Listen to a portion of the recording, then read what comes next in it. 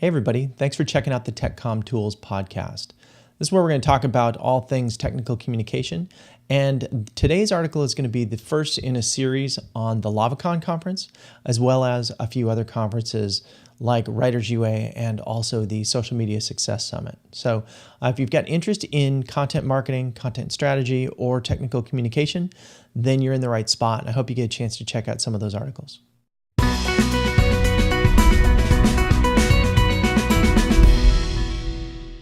Today's guest is Jack Molisani. Jack is responsible for ProSpring Staffing, which helps placement for technical communicators and other just things within the TechComm industry.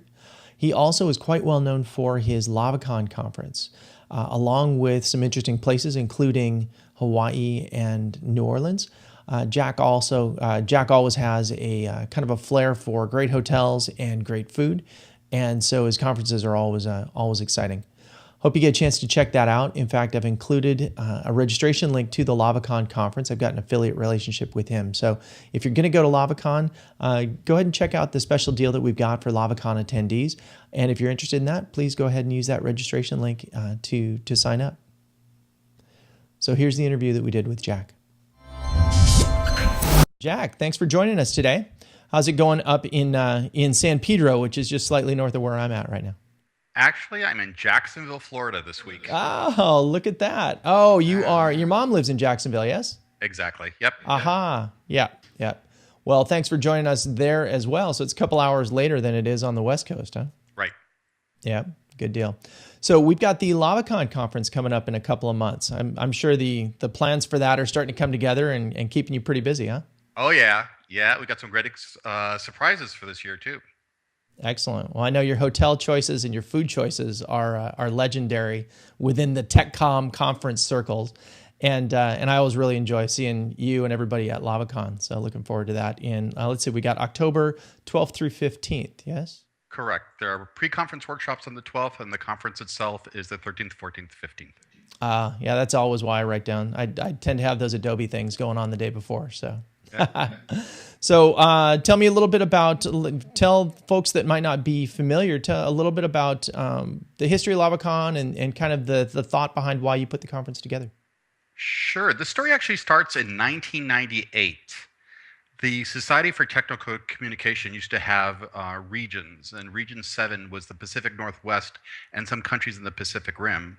And Region 8 was the Southwest and some countries in the Pacific Rim.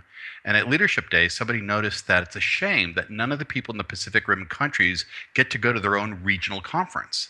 And someone said, you know what, we should have a combined Region 7, Region 8 conference held at smack dab in the middle in Hawaii. And I raised my hand and went, I'll run that one. Excellent. So we had it. Hey, let me put you on.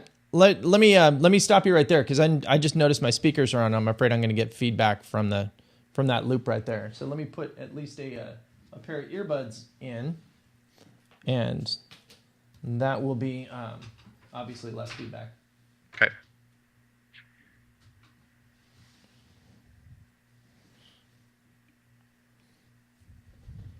Like a doctor with a stethoscope. There you go. Yeah. Well, there. So now we have. The perils of working with a podcast newbie, huh?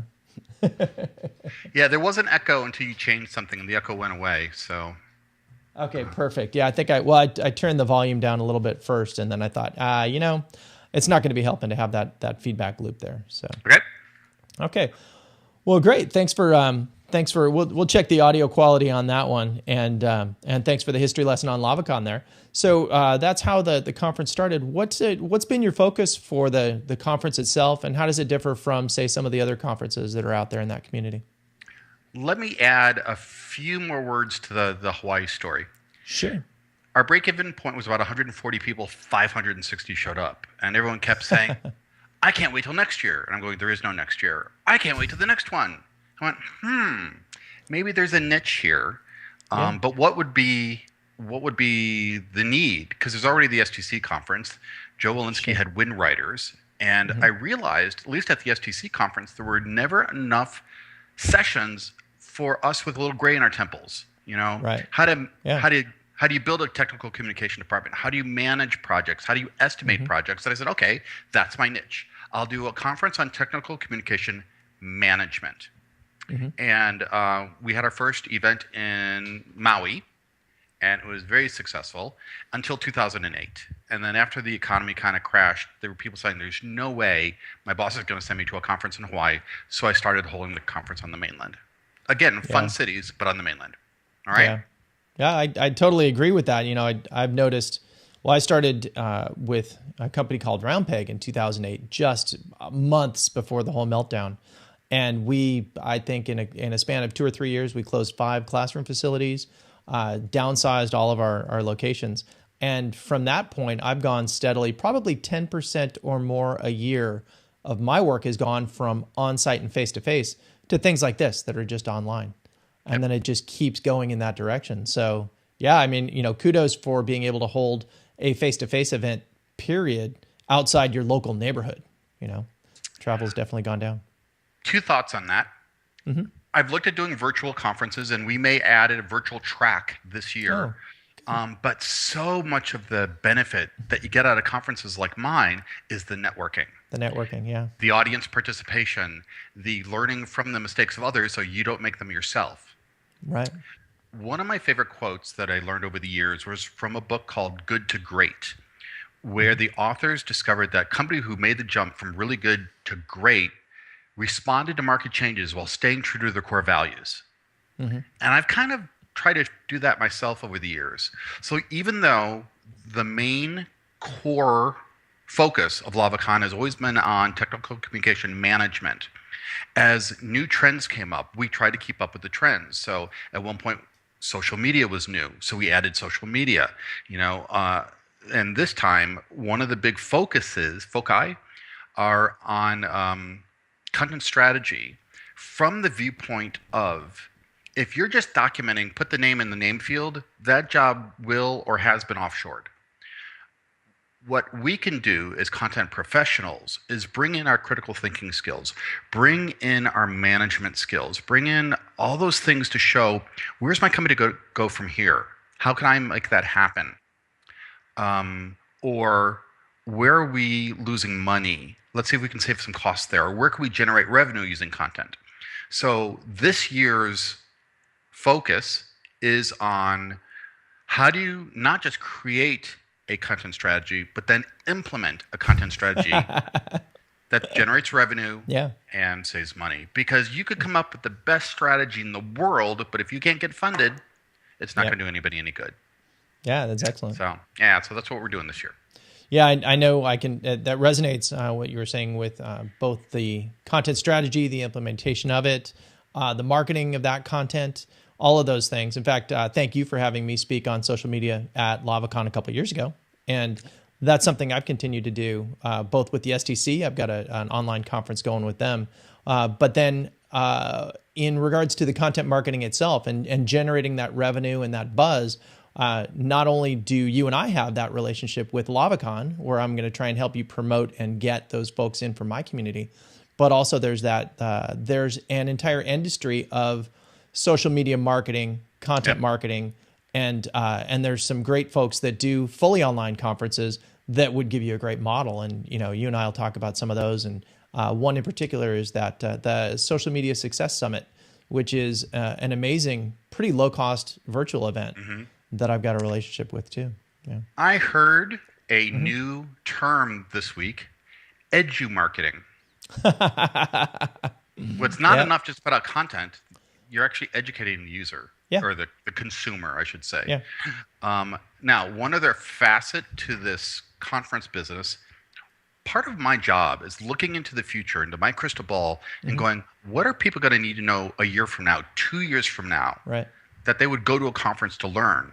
Yeah. And one of the things that I see that technical content professionals are not necessarily part of that they should be is the area known as user experience, right? Where a lot of times we get pulled in on the back end. We go, no. We need to be in at the front end, designing this experience, the total information experience. So we're actually adding a whole user experience track this year, where you go, okay, here's technical communication development, here's your tools, here's the content strategy. Now, here's also your user experience strategy. Mm-hmm. And we're going to start off with a workshop on how do you add user experience tools to your technical communication toolbox. Right. Yeah, that'll be great. Yeah. Now, getting back to the folks that you're going to have speaking and the topics, who are some of the marquee names that people are going to like, and maybe who are some of the surprises that you're looking forward to having, maybe first timers? The biggest name that's getting the most buzz is Christina Halverson, who wrote the book on web content management. Mm-hmm. She's going to be one of our keynotes. Great. But Andrea Ames, a returning favorite from IBM, is going to be there. Always fun. Yeah. And we've got some really interesting people talking on the areas of user experience that people maybe in the TechCom might not recognize their name, but they have hundreds of thousands of followers on Twitter because they run. They've got this particular area of knowledge, and they're willing to share. Yeah. Well, and I find it so interesting because there are all the things that we do in technical communication. There are other areas where there are people in that niche doing the same thing. They just call it something different. Exactly. Yeah. And it's part of our job to sell what we do and why it's valuable, and it may be called something else. Yep. Yeah. So here's an example, kind of one of the things that I wanted to dive in. Reason I'm talking about user experience this year is one of my credit cards is with Capital One, and I went to buy some new LCD projectors, and I got to the store and the sale was declined. So I put it on a different card, and they called me 2 minutes after I left the store, but they blocked the sale for potential fraud because it was done in a state outside of my home address. Yeah. So now I just tell them when I'm traveling. Right. However, if you go to their 800 number, the option to specify that you're traveling is called specify travel dates. If you go to their website, it's called fraud protection. They're not even calling it the same thing in the within same the company. Yeah. Exactly. Yeah. So that is a prime example. And truthfully, I don't want to manage my fraud. I want to prevent it. Yeah. So why don't we just kind of call that fraud prevention if you're going to call it something like that? Right. But it's that point of, okay, what would the user call this? Not what the programmer call this. Yeah, it's that perspective. Yeah. Yeah. Well, and I've looked at the last couple of years have been really interesting, and I know because of the topics that I've spoken on for you, but just looking at technical communication and how it interacts with social media and how it interacts with rich media. So you've got this mix going on where you've got folks that are they're doing video. The video is educational. That edu whatever phrase you used earlier. Edu marketing.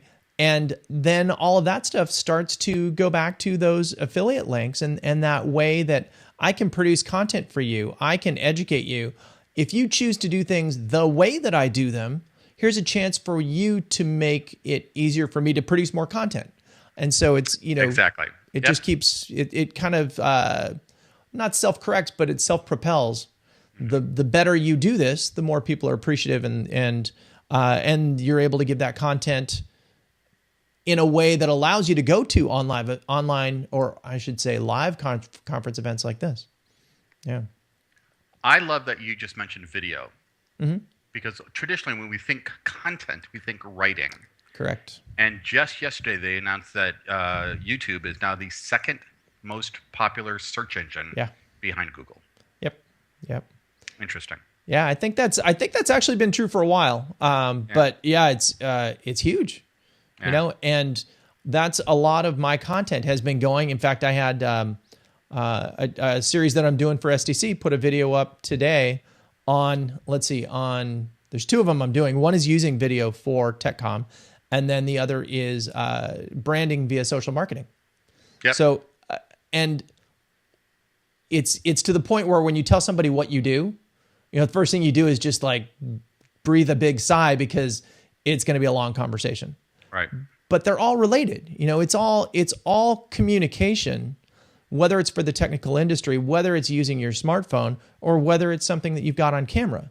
And they all are going to do better if you incorporate those elements at the same time. especially if you're going for a younger or a millennial Oh, yeah, audience. sure. I tend to be I want to read it. Just tell me how to give me, where other people go, show me how to do it. I don't Exactly. want to read, just show me. Yeah. Okay, here's a YouTube video. Yeah. What I see more and more is that even the show me stuff, things that I might have been doing for years, it takes so much time to do something professional or something that is metered and these different things, and attention spans keep going down, both in terms of the people receiving it and in terms of the people creating it, and the budgets to create it.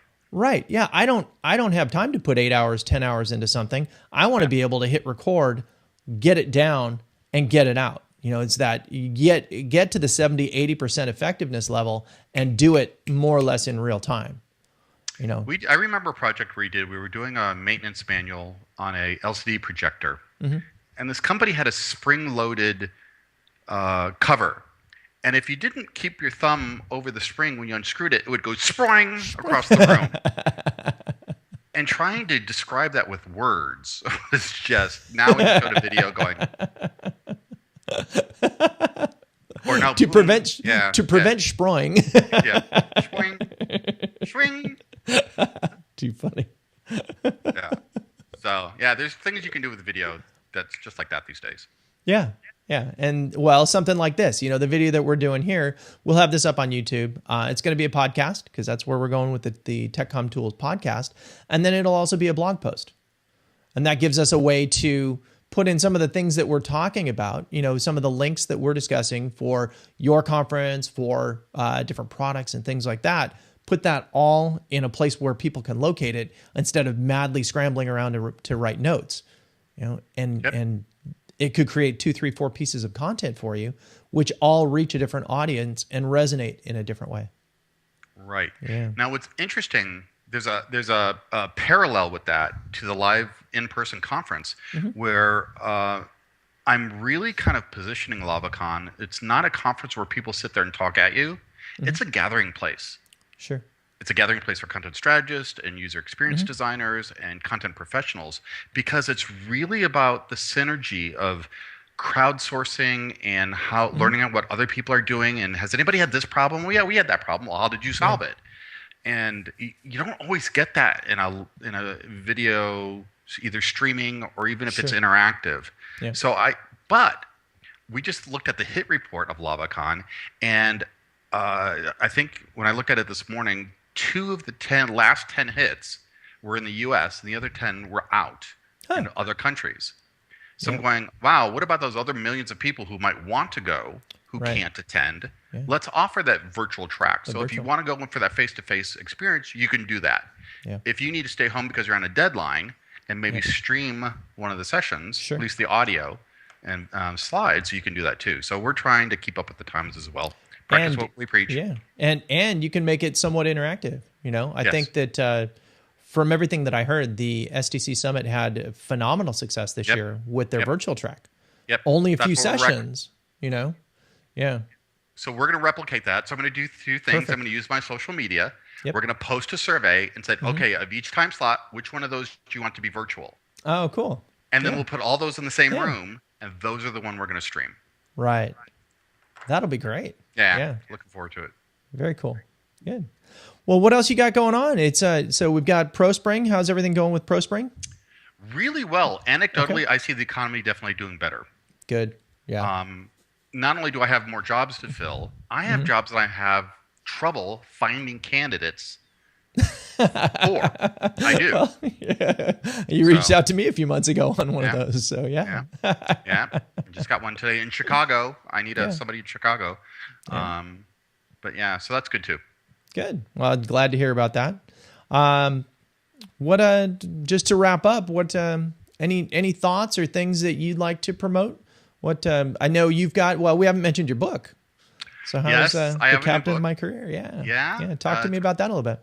In fact, I was just interviewed on the local radio station here in Jacksonville this morning on it. Oh, great. Yeah. So I've been a recruiter for years, and I see people making the same mistakes over and over again. And I've done for like the STC and other organizations these little career makeover workshops. Yeah. And then the feedback I would get is I used what you learned and I got a job within a week, or a new job within a week. No, literally. And then I shared the slides with my friend and he got a job. I said, you've got to put this in writing for people who can't get there again in person. Right. So the book was the result. Neat. We sold out the first printing. Excellent. It went to number 5 on the Amazon Career and Resume bestseller list. Okay. Now we're ordering, and we just got contacted by somebody who wants to translate and publish the book in Korean. Cool. Yeah, so we'll see. Yeah. Well, see, there's an opportunity for, in your spare time, you could do a YouTube overview of some of those things, and then promote some of the, promote sale of the book, certainly. And it's, I find it interesting. And Sarah O'Keefe gave away her entire content strategy book. So she's got a printed copy, but you can get the whole thing for free on the web. Right. And so I think one promotes the other. As we all know, we're not getting rich on the sale of books. Yes. But so it's perhaps more valuable as a piece of content marketing for your other services. Exactly. Yeah. Yeah. So it'd be great to see, perhaps an 8-part YouTube series, covering different parts of the book, so you can get that information to people. Then people, in turn, find ways to make it worthwhile for you to do so. Right. Right. Yeah. Yeah. So, and in fact, I am on a plane to New Orleans tomorrow to look at possible venues for our 2015 conference. So we may end up back in New Orleans. Yeah. As I did my interview or my intro for you today, I was like, should I rib him about not ever having gone to LavaCon or New Orleans for these conferences? Yeah, and what's cool is we're looking at the last week in October 2015, and just like Mardi Gras, they have a Halloween parade, Mardi Gras parade on the Saturday before Halloween. So if we're there, we may be able to stay over for that. So wow, if you can do that, I just may be able to convince my wife Marianne to attend one of these things. Exactly. And I realized that given that part of the branding for LavaCon is having the conference in interesting places and serving you some interesting food other than chips and salsa. So going to New Orleans, I'm going to meet with the chefs and go, okay, I don't want column A, one from column B. Here's the kind of stuff we've been serving. Create a menu for us. Yeah. Highlight the local foods. What do you want to do? Yeah. I love that. Because we did a workshop in New Orleans last year, a unified content strategy workshop with Ann Rockley. And it was at the Hilton Riverfront with floor-to-ceiling windows overlooking the Mississippi River and with paddle wheelers going by. Yeah. I never got that view when I was in that hotel. I was downstairs in the casino usually. So see, that's why your wife won't let you go to New Orleans. Well, we got engaged in 2004, New Year's Day. Actually, the night of January 1st, 2004, and immediately got on a plane to go to New Orleans because we were supposed to go for the college national championship. In which USC was supposed to play. And then there was like some third tier game that went the wrong way. And so we just ended up getting a trip out of New Orleans out of it. So kind of a pre-honeymoon trip. So that was fun. Yeah, not a bad place to go on a pre-honeymoon. Yeah, yeah. So I'd love to get back there. I don't know if I've really, maybe once for work, but I haven't been back there for vacation since then. So that would be, I'm lobbying for that one. Go for that. Cool. All right. What I'm going to do is once I get the proposals from the properties and verify that they do have space and the amount of space we need, I'm going to do one more survey to my put it up there on the internet going, all right, here are the choices. Do you want to go here, here, or here? You vote, and that's where we're going. Cool. So, yeah. Great. So, well, I think that looks like a great time to wrap it up. If you don't have anything else, I think we're all good to go. Okay. Until next time. Absolutely. Yeah. Oh, what I'd like to do is get from you a few of the folks that might be interested in the podcast. So ways to promote their sessions and then further promote LavaCon. So we really want to do that for you. And you and I will touch base offline and get that together. Perfect. Great. All right, Matt. Thanks. Okay. Have a great day. Thanks for your time. All right. Okay. Bye-bye.